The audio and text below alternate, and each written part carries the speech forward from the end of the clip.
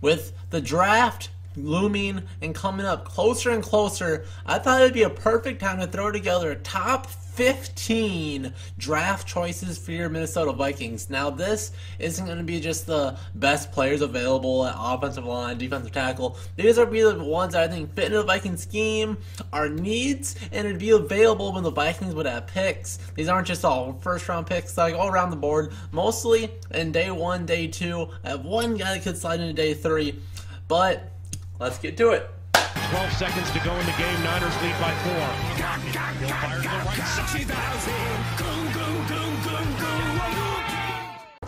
So, let's start off. Number 15, I'm starting with wide receiver Anthony Miller. Anthony Miller is projected to go between the first and second round, late first, early second, somewhere in there. Now, Anthony Miller, kind of like a combination, a fusion between Thielen and Stephon Diggs. He's very quick and has tremendous work ethic and very good at putting in the time in to make himself better. But he needs to work on his hands. He's not the best catcher. So now, why is Anthony Miller way at the top at 15? Because we don't need a receiver. We have Diggs, we have Thielen. If we get Anthony Miller, that's a first fire sign that the Vikings do not think that they can re-sign Stephon Diggs. So he's a contingency plan if we cannot sign Diggs. And if we get him, it's very likely that Stephon Diggs goes elsewhere. Number 14, Martinez Rankin. Is supposed to go in the second and third, or between the second and third round, and he's an offensive lineman. Can play all offensive line positions and is a good athlete. Struggles against speed rushers, kind of similar to Remmers. And to go with Remmers some more, he's a good pick if the Vikings just aren't sure what they want to do with Mike Remmers. So we have a guy that can kind of fill in wherever you want him to, and has the athleticness that we like with our offensive line, with the run scheme that we do, where we like to get our linemen to the next level. So he'd fit in well there.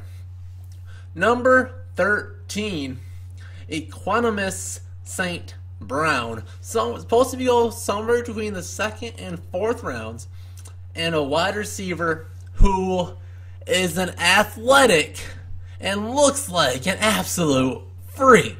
6'5" and fast, a 4.4 40, and a great developmental option if we want a wide receiver 5. And if we're looking at a receiver, we want a red zone threat. Maybe Laquan Treadwell's biggest problem is that 6'2" just isn't cutting it. So let's add a few more inches. 6'5", and let's go. So if we get this guy, it's again probably not a good sign for Diggs' future in Minnesota, but a bigger sign for Laquan Treadwell. All the receivers that we've been getting thus far have been slot guys that don't really affect Treadwell that much. But if we get a big-bodied receiver, that's 100% Treadwell. Type your game up or you're out of here.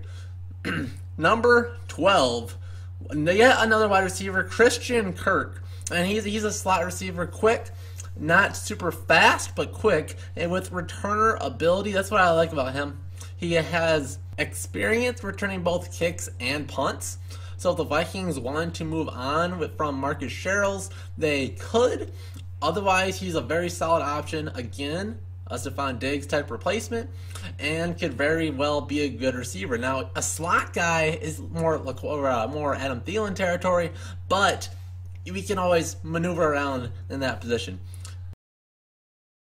I have running back Jalen Samuels. He's supposed to go in somewhere between the third and fourth round. Now, he's not really a running back. He's an offensive weapon. In college, he's used as a hybrid between a tight end, fullback, and running back. Would be great as a short yardage third back running back. So he has that skill set as a tight end to be able to be a good blocker and be a good receiver. And running back, he's big. He's over 200 pounds, and he can easily be like a Matt Asiata style short yardage back. So I really like him. Overall, I think he's just like a good version of Matt Asiata. So I think that should be a lot of fun. Number 10, Christian Campbell. Now, he is a very controversial as far as how good he is. From one source, I saw third and fourth. On the NFL source, I saw 6. So I have here somewhere between the third and 6th rounds, he should be gone. So this could potentially be a good late round corner. He's a workout warrior. This is throughout the board. He's showing very good, willing to put in all the extra work that he possibly can, and has good size and strength to be a good number 4 corner. So as far as the Vikings are concerned, he'd be a pretty decent fit. Number 9, Nyheim Hines, another mid-round running back, 3rd and 4th rounds, 4.3 40, shows he has incredible speed and can catch the ball out of the backfield. Needs a little bit of work, but he has shown a good receiving ability in college and the potential of a really good returner. So just needs a little bit of coaching. He could be that guy. So I think he's a really good long-term solution at the kick returner and punt returner position.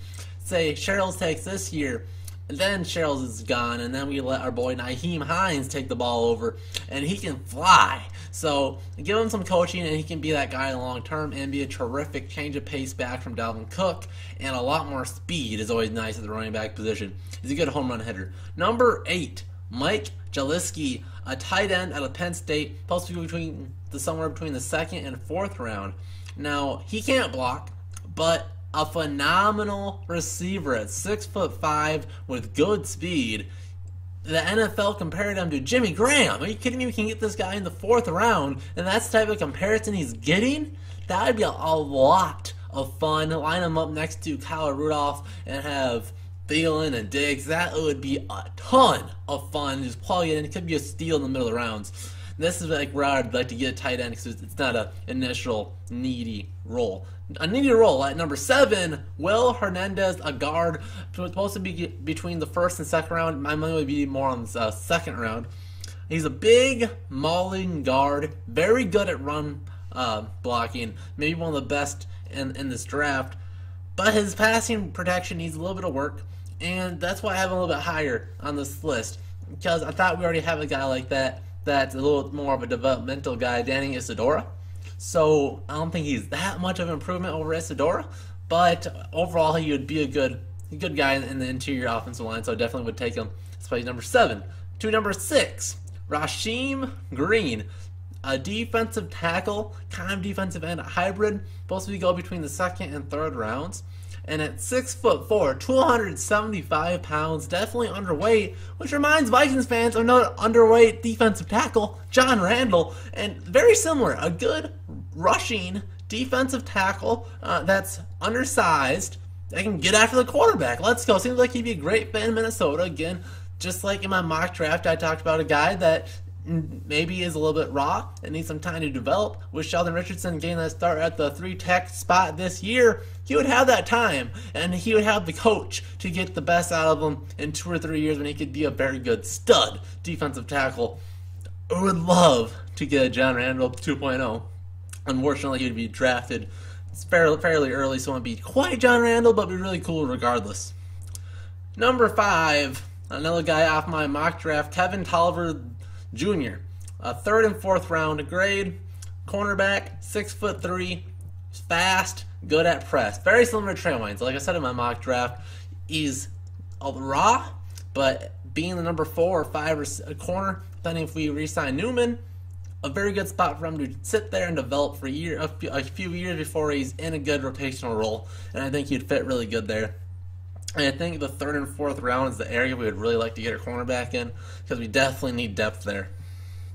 Number 4, a tight end supposed to go in the 3rd and 4th round, Dalton Schultz, a 6'6" complete tight end, very good at run blocking, and a very solid receiver as well. His comparison is Jason Witten. Are you kidding me? I think the Vikings already have like a poor man Jason Witten and Kyle Rudolph, so it'd be a perfect successor for Rudolph in 2 or 3 years if he wants to hang it up, or at least get a little bit of a reduced role. So I think he'd be great.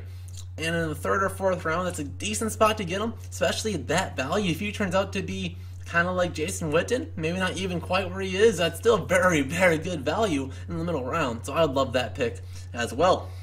Number 3, guard/center, Billy Price. Supposed to go between the 1st and 2nd rounds. I've seen him sliding a little bit. He tore his pec muscle in the combine, so that might make him slide a little bit more.